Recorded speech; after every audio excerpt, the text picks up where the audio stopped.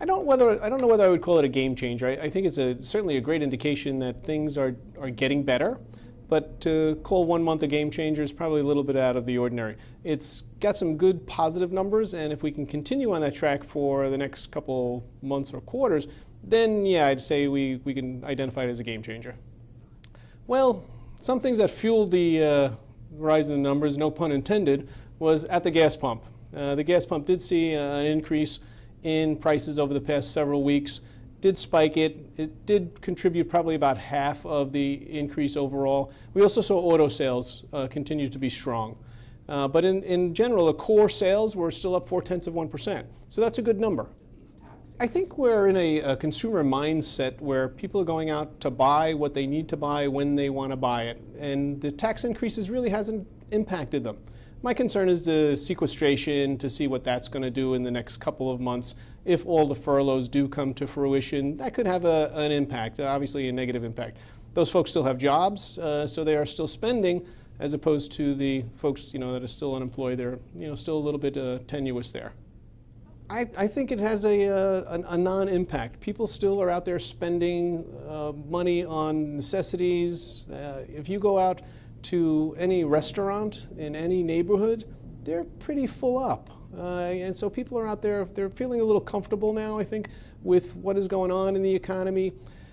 If the sequestration, North Korea, any of those issues aren't adversely affecting the consumer today, it's not going to change their mindset going forward.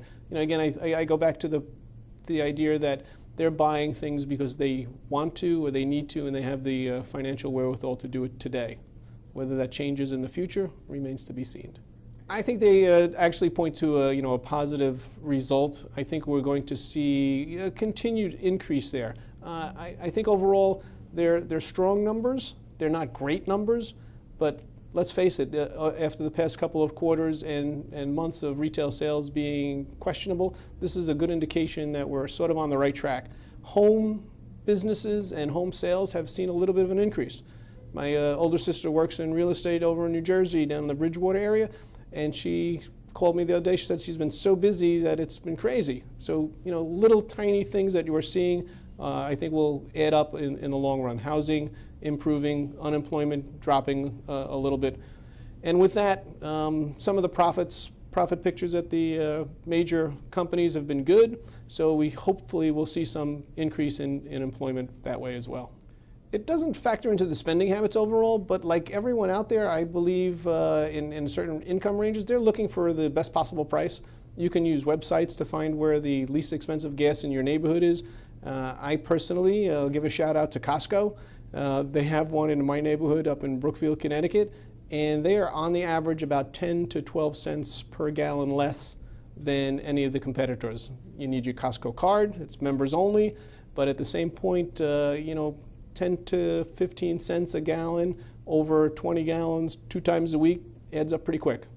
Okay, so you're really making an active effort to economize by searching for the cheapest gas. Yes, there's no question about it. Again, if you can save 10 cents a gallon on 2 fill-ups every week, that's money in your pocket. Why give it to the gas companies?